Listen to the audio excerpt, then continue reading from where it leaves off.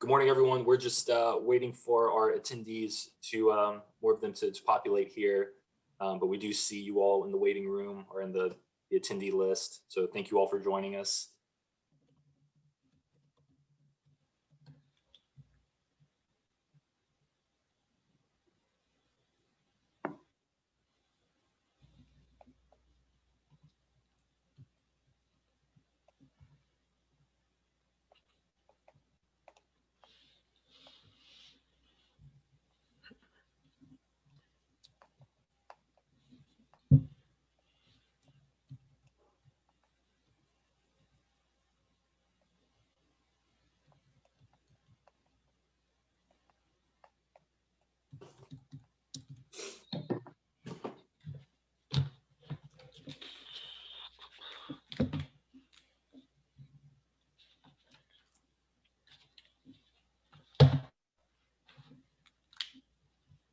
All right, Evan, are we near ready to roll?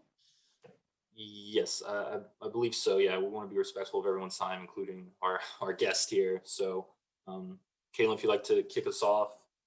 Yeah, hi everyone, welcome. My name is Caitlin Peter. I am the Vice President of Government Affairs, joined by our Associate Government Affairs Director, Evan Lukadakis, and we are very excited to have a guest who you've heard probably, or you've read about, or you've heard through roarings in all of the newspapers regarding the comprehensive plan, Andrew Trueblood. I think his name has been associated with the comprehensive plan as being the authority on explaining all of the nuances of it. We understand that the comprehensive plan has been a quite elusive document, and that it has had a just a general presence, I think, underlying all public policy legislation that's been going through the DC Council and the DC government. And what we really wanted to do is give our members an understanding of exactly what that is. So we brought in the Director of Planning, who has been, again, associated with it very, very directly, no pun intended, and he is going to give an overview on issues that affect realtors, the homeowners, the home buyers and the home sellers that they're working with, to really give us an understanding of where DC's housing landscape is expected to go over the foreseeable future. And it's very interesting that we are working through this during a time of unprecedented everything in our world, and so how that is going to affect how the comprehensive plan for the district's future, and again, our housing landscape is going to be shaped, is going to be very interesting, to say the least. I will now stop talking and allow Andrew to kick it off. And I believe that we have a presentation that's going to help guide the discussion. And for the time being, we are not on a full screen where you can see yourselves format. We would love to know your questions. Please submit them through the chat box. I'll be monitoring it. And we do want to keep this conversational. If there's, again, I say this is a very elusive document. If you have questions about it, or you've read something in the paper or the news, or you've seen Andrew speaking about something that you're curious about in particular, it's a massive document. So, we welcome all of the questions in the chat. Andrew, with that, take it away. Great. Well, thank you both, and thanks for the introduction. And thank you all for attending today. I'm always happy to talk about the comp plan. I feel like I'm on a little bit of a road show these days. Doing it. I'm sorry, I'm going to pull up my presentation, make sure I pull up the right screen. That's what I'm trying to do right now. Share screen. Oh, sorry, I forgot to put it in the right mode. There we go. I'm going to share with you a little bit about the comp plan. To get there, I'm going to talk a little bit about the city, and then I will talk about the comp plan and really hopefully leave some time for discussion and questions at the end to address specifics that you all might have, and questions about the plan, the Office of Planning, and maybe more general questions about our work or what the city is doing. So first, it's just worth mentioning, I'm Andrew Trueblood. I am the director of the Office of Planning. I've been at the office for a little over 2 years as the director. Before that, I was at the Deputy Mayor for Planning and Economic Development as the Chief of Staff. And the Office of Planning is really meant to help guide the future of the city, the long-term future. I tell people that, we don't have to worry about potholes. We don't have to worry about curriculum. We don't have to worry about picking up trash. We really are meant to think about how we can be a vibrant and equitable city in the long run, and helping our partner agencies and stakeholders really realize that positive vision for the city. Just as background, we have 3 divisions at the Office of Planning that kind of cover different geographies of the city. We have our citywide strategy and analysis team that thinks about citywide systems, and what I would even say is region-wide systems, housing, natural systems, transportation, food systems, things like that. They also do our data analysis and mapping. We have a community planning and design team that really zooms in more on the neighborhood scale and helps do our neighborhood planning, but also our design work around things like public space and really working with DDOT to make sure that our streets are not only good for moving cars and vehicles, but also for people. And we've seen that especially in the pandemic. Our team works closely with DDOT around the streeteries work, as well as farmers markets. And then finally, when you look at the site or the project level, we have a development review and historic preservation division that reviews cases that are interested in zoning relief, planned unit developments, or that need historic preservation review.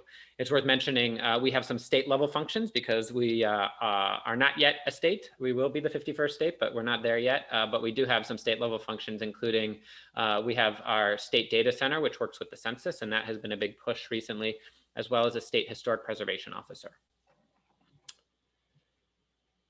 I think just to baseline everyone, hopefully these are things but when we think about planning, we have to think about major forces. So before I even get to this, it's worth noting a major force of change over the last decade or two has been the growth of our city.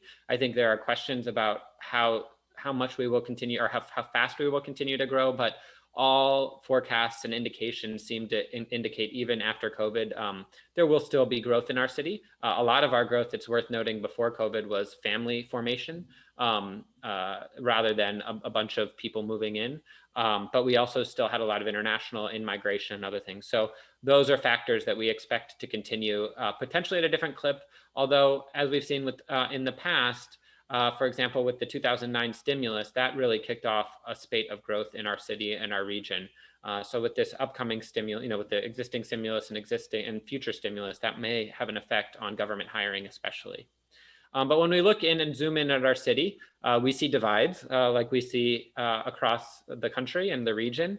And here are just some key demographics, but really any socioeconomic data you look at shows this divide that I would characterize as Northwest-Southeast divide, whether you look at race, income, educational attainment.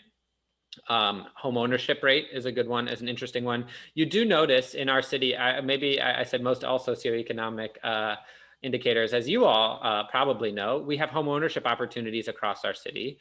And in fact, our home ownership rate is not as divided as other cities, especially some that have looked at removing single family zoning like Minneapolis and Portland. We have parts of our city, we have home ownership opportunities across our city. And there are divisions by race, but not as great as in other places. I want to point out one thing that we've been talking about since before the pandemic, but I think the pandemic has really heightened our awareness of our health disparities. In 2017, 2018, the mayor released her health equity report, which talked about all of the health disparities, which are place-based. And that's why it's so important that we think about it in planning, because they are very much tied to location and tied to the segregation and the historic segregation we've seen in our city. It's worth noting that we have 8 wards. Ward 3 is Upper Northwest. Ward 8 is further to Southeast.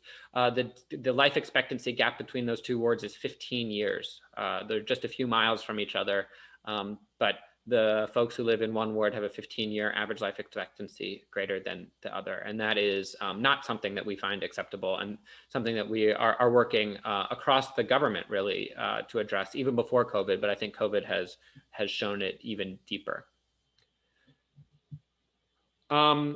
So before getting into another thing that's tied to the comprehensive plan, that's supported in the comprehensive plan, but I think is something that I always have to talk about, is the mayor's housing goals. We know our city is expensive, has become more expensive. Housing has become less attainable for many people. And so we know there are myriad factors of that behind that, but we do know also that supply has just not kept up with demand. And this is true in the city, it's true in the region, and it's true across the country. We just have not been building enough housing for what the needs are.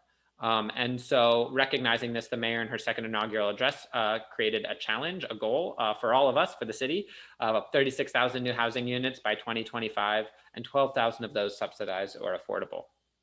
She signed a mayor's order that followed up on this. The first bullet is obviously increasing, accelerate production, and as well as preservation of existing affordable housing and naturally occurring affordable housing. Looking at housing equity, which I'll talk about in a minute. Strengthening our plan to make homelessness rare, brief, and non-recurring. It's called Homeward DC. Home ownership opportunities. You all recognize the value of that. We see it especially from a racial equity lens. The racial equity gap in our city is 81 times, a white household has 81 times more wealth than the Black household. Much of this is tied to home ownership and the lack thereof of home ownership opportunities for many of our families of color. How do we create opportunities that can allow everyone in our city, especially our residents of color, to have those opportunities, as well as you all appreciate, home ownership does create a bulwark against displacement. And that is something that we're thinking about as neighborhoods, as we continue to invest in neighborhoods and making every neighborhood a high opportunity neighborhood in our city. Andrew, I'm gonna jump in for one moment and say thank you on behalf of our entire association for illustrating so eloquently the need for home ownership, and for making all of our communities, all of our neighborhoods, places for opportunities for home ownership. We are here to partner in any way we can. We obviously have members who are working in all 8 wards, and who know the value of home ownership and the stability it leads to our communities. And thank you for really stating that. I think better than we've heard in a long time. Well, I'm happy to state it, and maybe when I get to some of the affordable goals or some of the policies later, I'll layer in some asks or some thoughts, some things that we're challenged with that will be challenging for you. I just noticed my name is misspelled. Might be challenging for you as well, but something that for those who are interested in taking on some of these challenges, maybe a call to action. So I'll get to that in a minute. Excellent.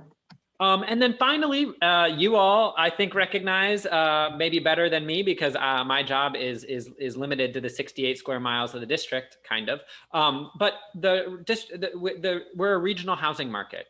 Someone doesn't, some people choose DC or Maryland or Virginia, but most people just want to find the right house and the right decision, the right place for them to live.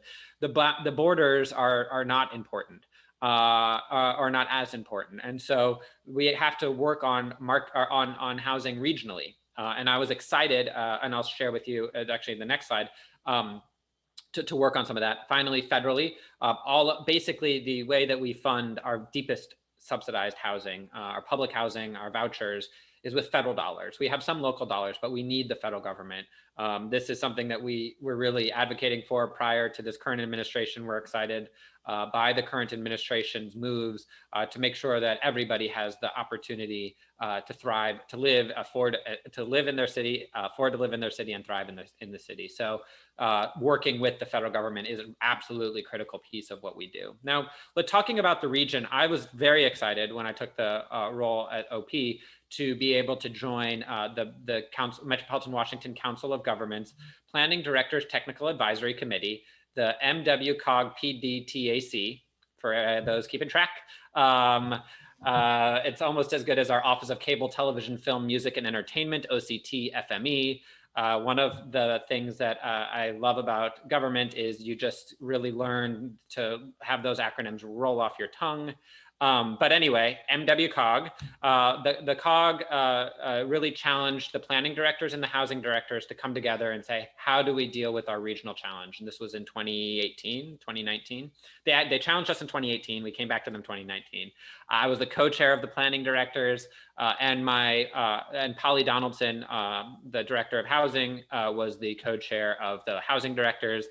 So we had a good presence on COG, really helped them do deep analysis around what's needed, and came up with these three, I think, really important goals. Goal number one is increase the amount of housing in the region. We set a goal of additional 75,000 units between 2020 and 2030 over what we were already forecasting. And that is, as I mentioned, that's just a matter of recognizing that housing is a market. We need supply and demand to align. And even with this bump in COVID, we think there's still a need for people to have housing. They want housing, and they want to live in these areas. So we think, if anything, it might take some of the pressure off, but we were behind anyway in housing. So we think these numbers are still pretty, are absolutely needed. But it's also not, it's not just about, and you all appreciate this, location is not just about more housing, it's about where that housing is. We have critical goals in our city, in our region, around congestion reduction, around equity, around reduction in greenhouse gases, all tied to the fact that people should be close to job opportunities and transportation hubs. If we can get people closer to those things, we have fewer cars on the road, we have better opportunities for people, we have less stress. It really is a win-win. And so that's that second goal of accessibility. At least 75% of all new housing. Activity centers, you all may or may not know, are kind of job centers. I think there's about, 100 of them in the region. And then, or near high capacity transit, right? If you're not near a job, at least you're near a way to get to the job that doesn't involve getting in a single occupancy vehicle. And then finally, affordability. Given how we think our region will be growing, we think a lot of the jobs will be moderate and low income workers. And so making sure we have housing for all of our residents. And that, it's an economic development issue too. If businesses cannot find their workers, they're not going to be able to thrive. And so this is a critical question about affordability. We talked about the mayor's big goals, 36,000, 12,000 as we call them, but we also, she said, it's not only important as with COG, not just the number, but where do they need to go in our city? And I think our city, like many cities, has suffered from segregation, the systemic segregation, some of which was legal, de jure, some of which was de facto, around segregating our city. And we see these, that you saw that in the slide I presented before, but it also shows up in where our affordable housing is, where affordable land is. And if you look at on the map on the left, you'll see where our subsidized housing is in our city, which is half of it is east of the Anacostia River, over half. And very little of it is in upper Northwest. So when we think about existing high opportunity areas, we don't have high opportunity housing there. And so we've set a goal of making sure these are planning areas that you'll see them in the comp plan. They sort of align with wards, but they last longer. Wards change every 10 years. These do not. And so here is where we have set a bold goal of producing 2,000 affordable units in Rock Creek West or Upper Northwest by 2025, which is a huge goal. It's quadrupling the amount of housing, affordable housing there in a short period of time. And we think this is critical.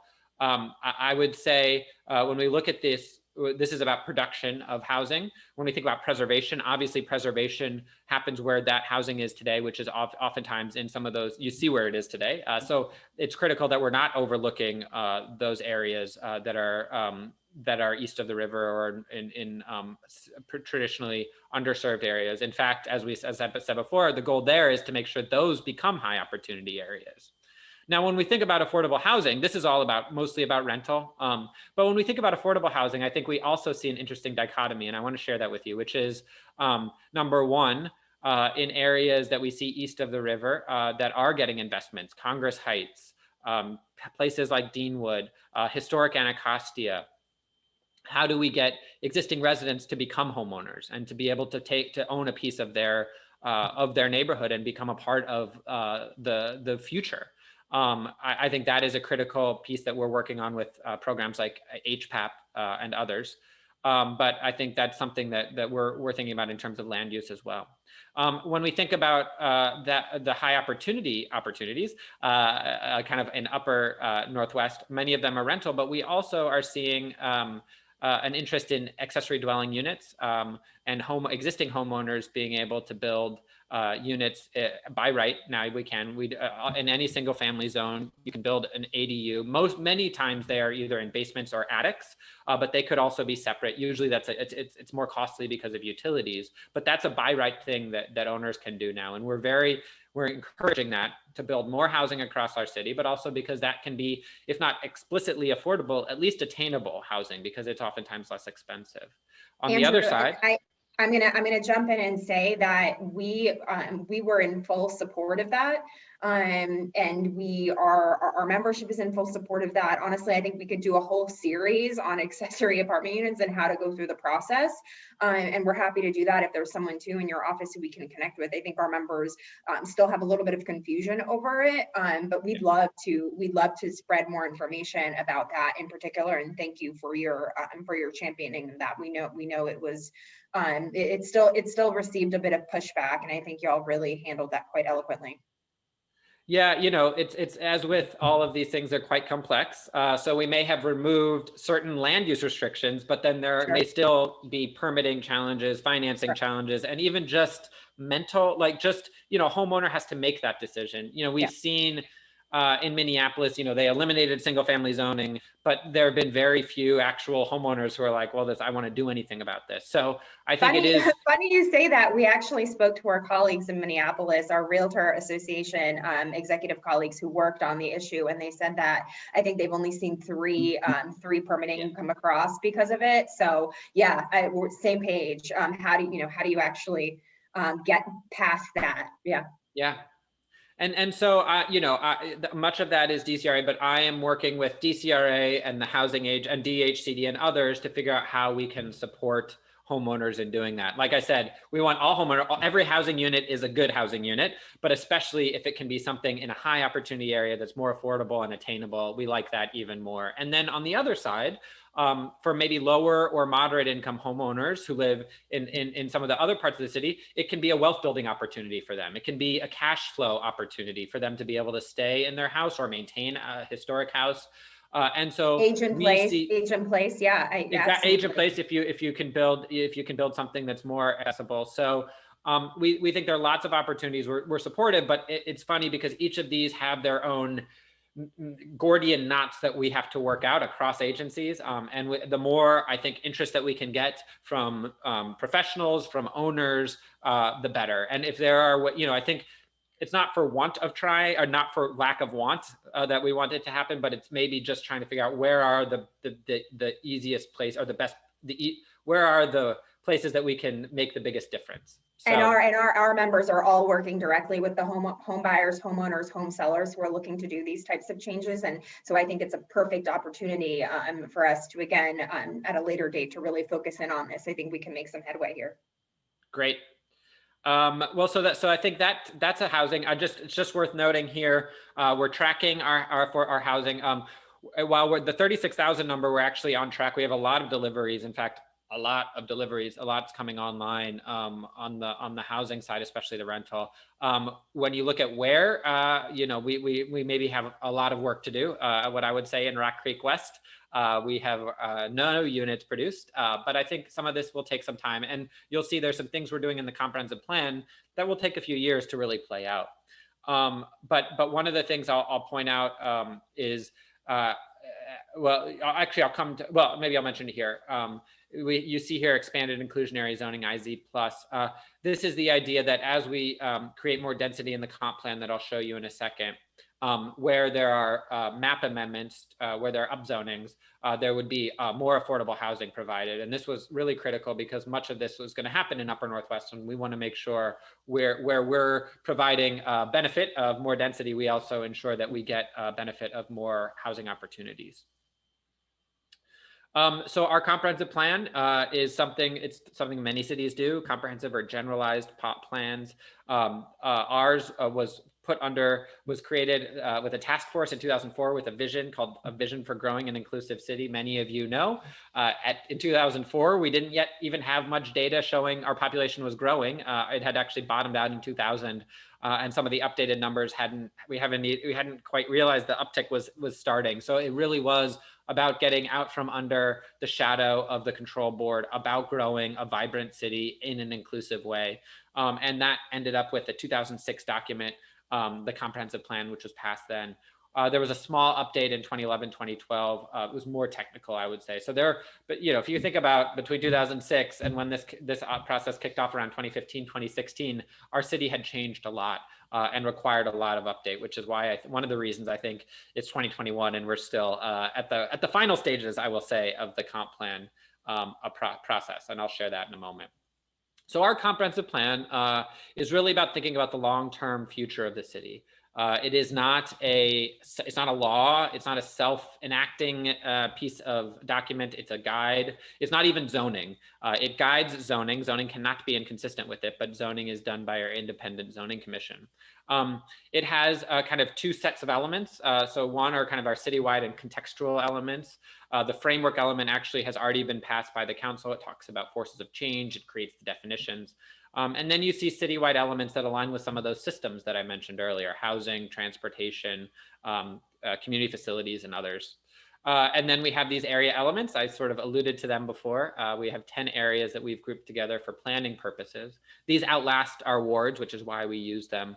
And they can group similar areas together similarly.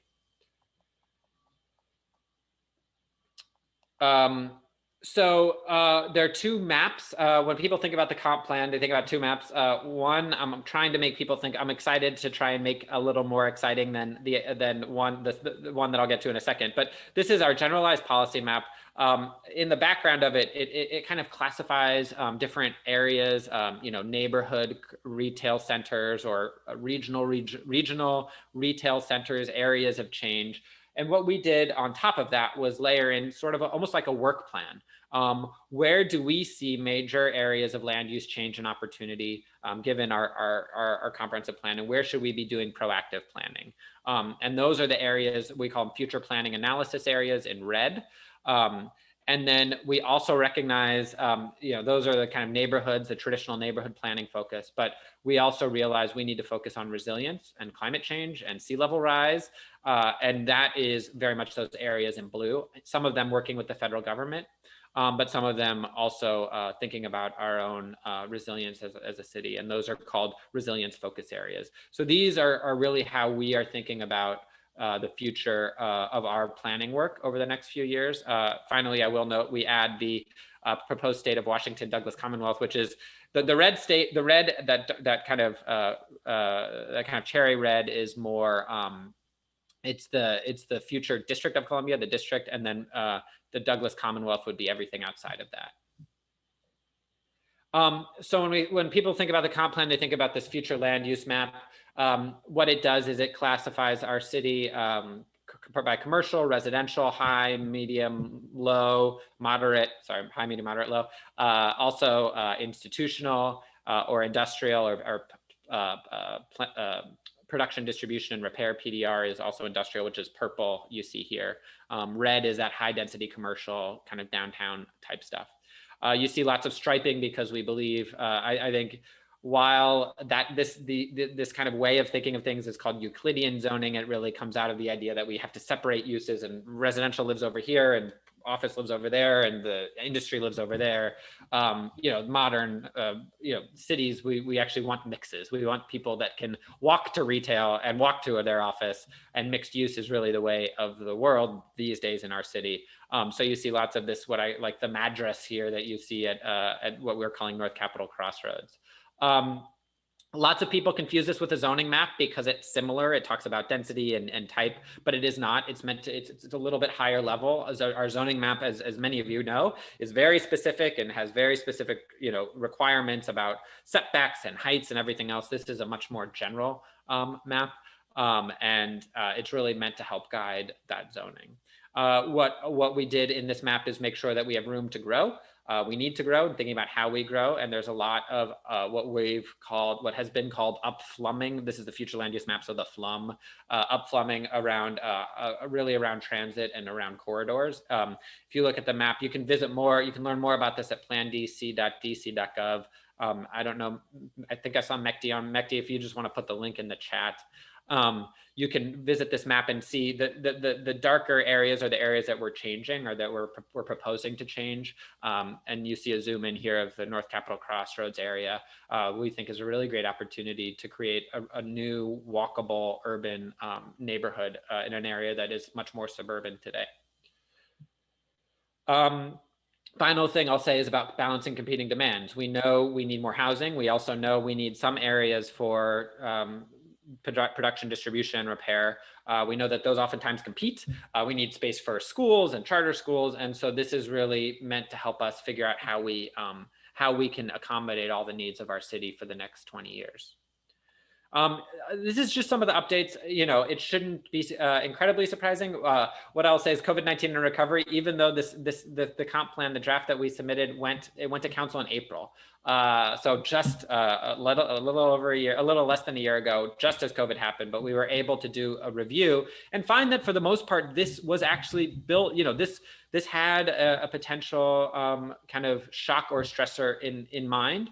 What I would say is we were thinking more of natural disasters or potentially man-made disasters, not as much public disaster or public health emergencies.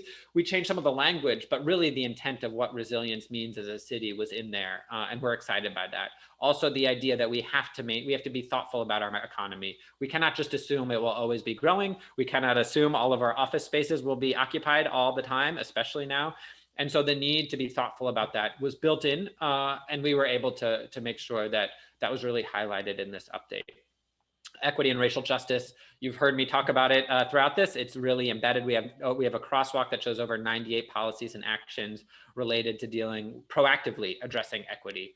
You'll notice kind of a slight shift from the word inclusive to the word equitable. And whereas inclusive means we grow and we should, you know, be thoughtful of making sure everyone's a part, I think equitable is thinking about how do we actually proactively address the inequities, the historic inequities that we have created, that the city has created, and that many that is still kind of happening, is still going on in our city, if not, you know, explicitly, at least implicitly.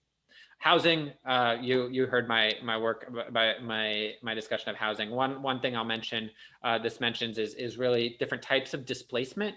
I think a lot of times there's a discussion of gentrification and displacement, and there's almost like a kind of a caricature in people's minds about what that is.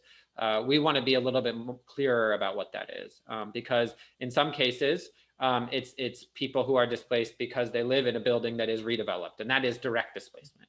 Sometimes people are displaced because they cannot afford the rent, and that is economic displacement. And sometimes people might be homeowners and live in a neighborhood that feels like it's changing around them. The shops are closing or changing over. It just is not the way that they have grown up with their neighborhood, and that can be what we think about as cultural displacement. So trying to really zoom in on what people mean when they use these words is really critical. And as it relates to, I think, work that you're doing, you know, a lot of times we'll hear, oh, 40,000 Black families were displaced in our city. And this is actually old data. But in many cases, some of those families were homeowners that chose to live somewhere else. And they were able to take advantage of the equity in their house and use that to buy a new house or to send a kid to college. We've seen a lot of we've seen people making decisions on at individual levels. So when we think about gentrification and displacement, people want to try and apply it to individuals, but we're trying to think about how there are different forces and factors at play. It's complex across our city, and there are different opportunities and there are different needs for different parts of our city. I'll put it that way. Andrew, and I'll put in another point from our perspective on this too, is we're looking to answer the question of how, what makes someone want to become a homeowner? What makes someone want to choose that path? And we obviously are advocates for homeownership. We see the value of it. We know inherently, whether it's intergenerational wealth or being able to send your kids to college later on, we see the benefit of it. How can we translate that benefit to our district residents who may not have seen the opportunity of homeownership available to them? And how do we make that so that they really do understand that this can be an opportunity that's available to you? And perhaps in so many cases, it's a better opportunity than perhaps what the current situation that they're in. However, I think that there's a lack of information and transparency about the resources, whether it's going through programs such as HPAP, whether it's going through DC Open Doors, and how can we really partner in making, and again, it's a choice, and making that choice something that someone is able to make and decide that they want to pursue. Yeah, I think, I think there's, to your point, the more that we can get out the information, the better. One thing that I will note, way earlier on when I was talking about the mayor's order, there was one of the things was a unified portal for residents who want housing information. They can go to one place and it can direct them to the various agencies. So that might, I know that that's something hopefully we'll be able to make announcements on soon, but that might be the kind of thing where we could work together with you to make sure that we have information we need and you are able to share the information you want to share as well. Our realtor community is certainly open to that. Great. Resilience is just the idea. It's not only resilience to climate change, but other shocks and stressors like COVID. So this one really plays into what I was saying earlier about responding to those issues and making sure that we have strong resilience, both physically as a city, but also economically. And then public resources is a really critical piece of the comp plan because the comp plan can help guide our investments. And that's not only how we invest in civic infrastructure like parks, libraries, and schools. And we are actually working to better coordinate those investments and forecasts and what we need for those things. But also, as we saw with COVID, our streets are an amazing asset, and they're not just for moving. They can be for moving cars, but they can also be for moving buses and bikes. And in addition to parking cars, they can be places they can park people who want to eat, for example, or shop. And so how do we think about a vibrant public realm? And we think this is really where the district has a competitive advantage. This is what makes it exciting, is that being out there and having that public experience. And as we come out of COVID, really working on making sure we create places for people, streets for people, is something that we're working on and is built into the updates of this comp plan. So it's been a long and winding road. While it predates my directorship, it does not predate my engagement with it. When I was chief of staff at DemPed, I was very involved. And I guess I got rewarded by then having the mayor ask me to become more involved. There's been lots of public feedback at various levels that we're excited to incorporate. We transmitted it to council in April. It's about 1,500 pages of red lines, maybe 1,000 pages of just, total. And we had a council hearing, 2 days of council hearings in November. It seems like, from what I've heard, the chairman of the council, who's also the chair of our committee of the whole, is going to work on releasing a markup shortly, hopefully in March, with the goal of it being read and being first reading in April and finalized then, which then there's a few more final steps. It has to go through NCPC review and others, but we're excited by a finish line. Hopefully, it's been a long road for us and for many. I think maybe an ask here is, insofar as you're interested and supportive, just making sure the chairman and your council member know as this comes up for a vote in the coming weeks. I think that would be helpful. What we've been trying to share the importance of these updates. The sooner that we can get these updates in, the sooner that we can really move forward on some of these real estate opportunities that could build more density and more opportunity in our city. And we actually have projects that are on hold right now, like Berry Farm, waiting for this comp plan. So we know every day this isn't passed is a day that we're not getting housing opportunities that we need. Andrew, if I may ask, if there are any fine points that we may have questions on as far as a little bit more clarity. We are obviously in touch with the chairman very regularly. May we reach out to you and yes, your staff if there are points where we would want a little bit more clarity to understand? Of course, yeah, and I think you guys probably mostly care if I were to suggest about two pieces. One is that future land use map, but even more importantly is the housing element, which includes a whole section on home ownership. It also includes affordable home ownership opportunities like land trusts, community land trusts, and limited equity co-ops and things like that. So I would encourage you to take a look at that. I think it supports the work that you do. I think this is overall good for our city and good for housing and good for making sure our city is affordable and attainable to residents across the income spectrum. So, I'd be happy to chat more. Like I said, that we're kind of getting near the final throws, which means so little pushes can make a big difference. And also, as we see the markup, there may be things that different constituencies want to weigh in on. Sure. Okay, great. Thank you. And then finally, as we roll out of this comp plan, our community-based planning has sort of been on hold because we don't exactly know what the comp plan is. Now that we have a better sense, we're beginning to look at those community planning efforts that I showed you align much with those red areas. We've kicked off, we're in the process of a small area plan in Congress Heights. We kicked off last week a small area plan at Chevy Chase up near the border with Maryland. And we will shortly be kicking off a small area plan in Pennsylvania Avenue Southeast. In addition, we're doing a good degree of work at Friendship Heights because of all of the changes happening there. And I could foresee a small area plan maybe coming up there shortly, depending on funding. And then other areas like Armed Forces Retirement Home in North Capitol Crossroads, thinking about Buzzard Point and resiliency, working with the Deputy Mayor's office, both at Hill East and RFK, as well as at Poplar Point.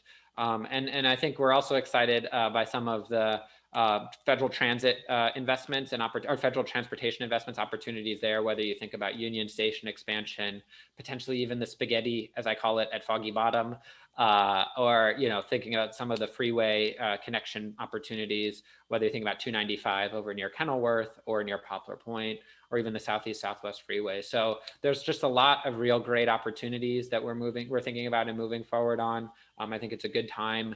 COVID, as we come out of COVID, as the new administration is getting going, we have a better sense of those opportunities, and this comp plan being completed, I think will give us a good start to do that.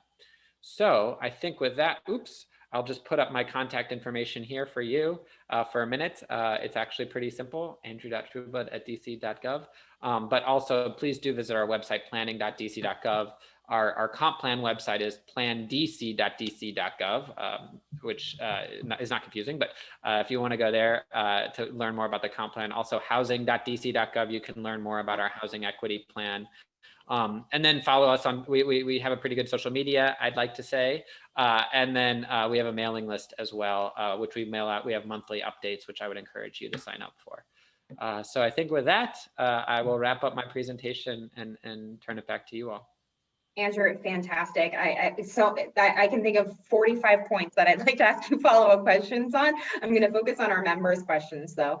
We have two that came in. What are the proposed developments for Berry Farm? And two, can you elaborate on what a small area plan accomplishes? Yes. Oh, thank you. Let me start with number two, because I apologize that I just sort of said small area plan and didn't really, I try and define my terms. At least I didn't call it an SAP.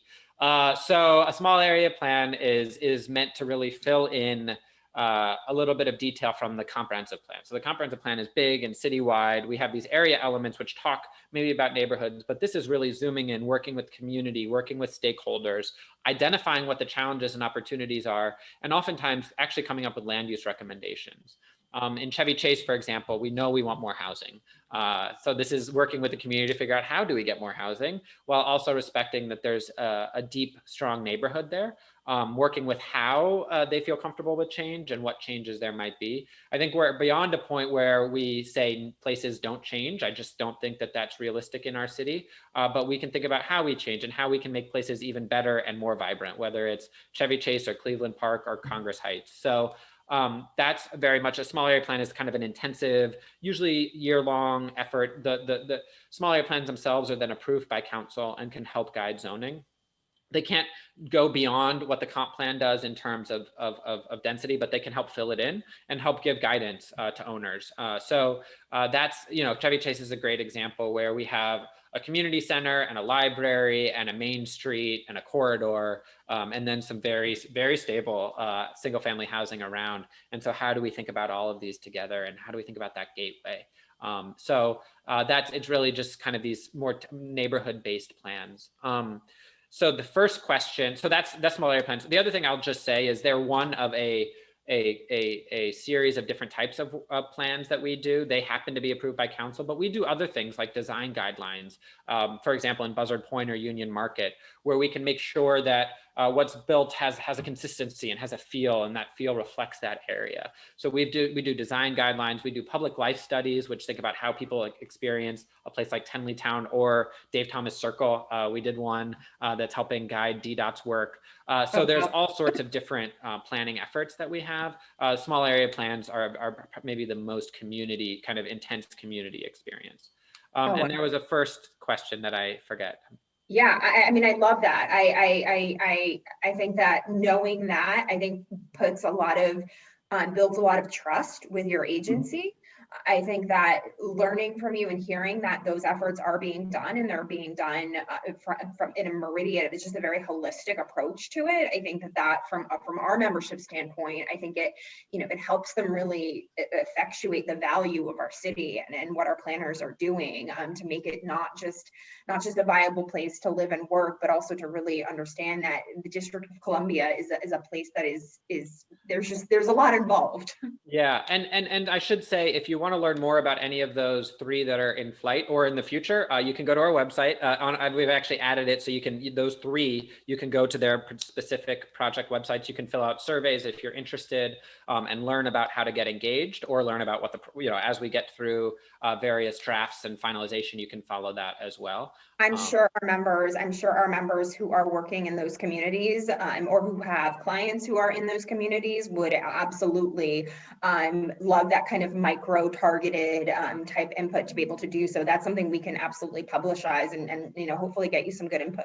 Yeah, please do share those. And once again, that information also is on our mailing list.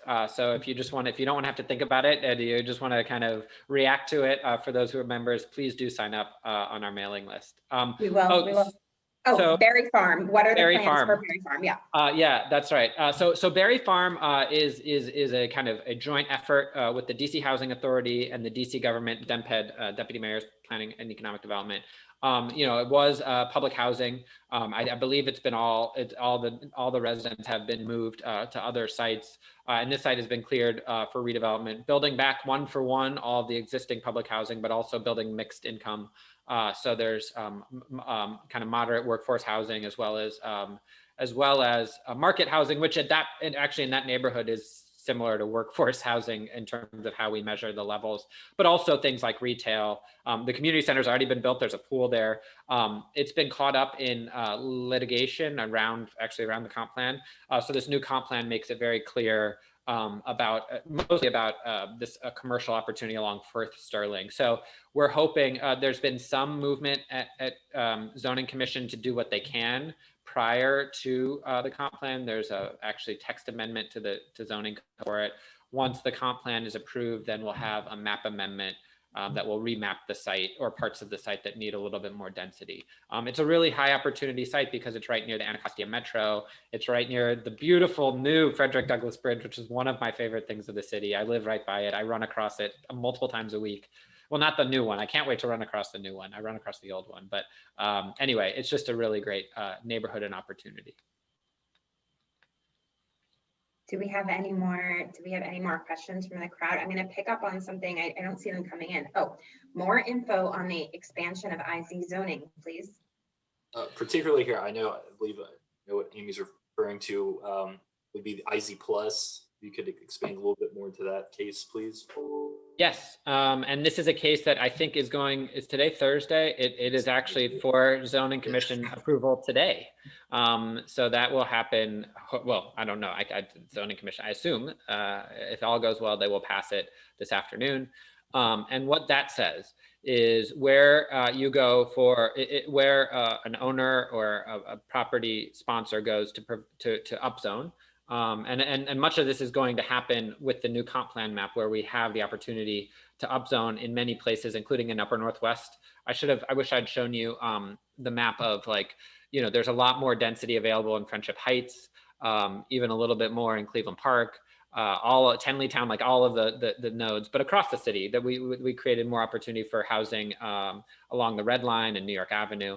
And so where if a property owner wants to come and take advantage of that additional density that we put in the future land use map by upzoning, based on how much additional density they get, will be a higher percentage of affordable housing for IZ. So whereas IZ is between 8 and 11% now, depending on the zone and the type of construction, it will then be between 12 and 20%, depending on how much additional density. So it's kind of a sliding scale formula. It's meant to be, we worked with DCBIA and others to make sure that it sort of is not, it doesn't tip the economics in a way that actually prevents housing from happening. But that it's sort of, if you think about it, if there's additional density and value created, that there's enough value in return for an owner to want to do it, but there's also a little bit of extra affordable housing, so that we can talk about, when we talk about equity, we can show that this creation of additional density will benefit broadly our city. And so I think it's actually, it's pretty, I've been pretty surprised by how well it has gone. I don't know if you all, or if your membership went through the last IZ update where they changed the AMI formulas. I was kind of I was in the middle of that, and it was very hard. It was very challenging with different sides and the zoning commission. But I think this one has actually, I think everyone recognizes the opportunity and the value there. And this is really meant as for those who don't want to do a PUD, kind of a quicker way to do it. If for a bigger project, or for a project that can't hit those numbers, a PUD might be a way to get different affordability levels. I don't think we have any more. Oh, we have one more in the chat. Is underground parking a requirement for that higher density zoning to reduce road parking and traffic? I don't, I believe, now I'm trying to, so we did a zoning rewrite in 2016, or it passed in 2016. I think it was 8 years in the making. We don't do things quickly here. And I believe, I don't believe there are zoning parking requirements for that. I think it's usually just it just depends on the zone, but it's usually what the owner wants to do. So it's probably less about requirements and more about, I think there are some areas. I know we didn't fully get rid of zoning minimums, which is why I don't want to, parking minimums, but I don't want to. Yeah, so the idea, I think here, the question, in high density zones, the idea is we are moving away from parked cars and individual cars. We are a city, we're trying to address transportation equity, greenhouse gases, and the future is not single occupancy vehicles to do that. So, there are some zones that are more kind of semi-suburban that probably need parking, but our interest is really not in, in the middle of a city, not accommodating in single occupancy vehicles. And I think we've learned a lot, even in the pandemic, about how vibrant a place can be when it's not just full of cars that are congesting the area. So really encouraging more transit use, more and improving our bus systems. So I think yeah. Oh, I think we have maybe like 4 minutes left. I have one more question that I wanted to pick up on, that you mentioned limited equity co-ops. Can you give a little bit more information on that, utilizing that as a tool for affordable housing and home ownership opportunities, how that plays into things? Or any updates on that?